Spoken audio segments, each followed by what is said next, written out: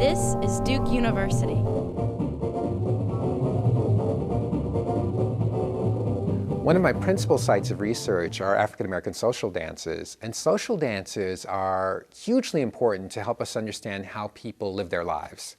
Because in the social dances we see the transformation of physical gesture that people do every day into creative practice, but we also see the fantasy life of social gesture that people don't get to do in their everyday. So that if you're working, say you're working in an office all day and you have to sit like this, then we might see social dances that let people go woo and really kind of release all that energy in really unexpected ways. Now, interestingly enough, African American social dances, black social dances, have sort of a cyclical nature, and they tend to come back again and again and again. And we're based around dances. There's the buck and wing dances, or the kind of earliest form or categorization. Buck dances are dances that use the feet and the floor and kind of are very interested in rhythm. And wing dances are dances that use the arms and the knees and get them kind of akimbo in some way.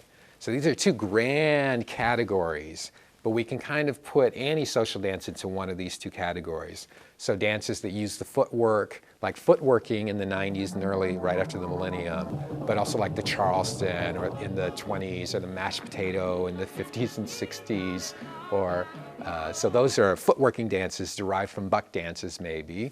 There was a dance called the Tootsie Roll in the 90s, or a dance like the twist,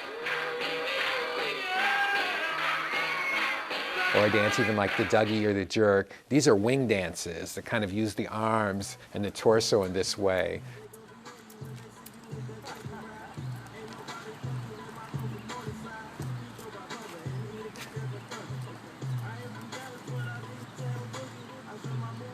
So again, these dances, they come in cycles, in historical cycles, and they tell us something about how African Americans in particular are relating to music and movement and the world that surrounds us. How are we imagining ourselves in the world? The dances help us kind of define generations.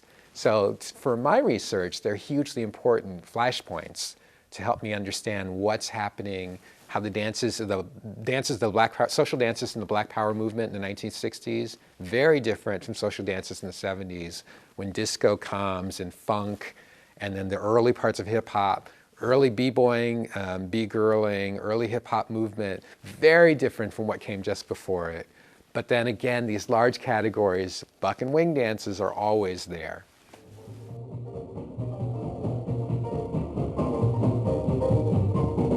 Produced by Duke University. Online at duke.edu.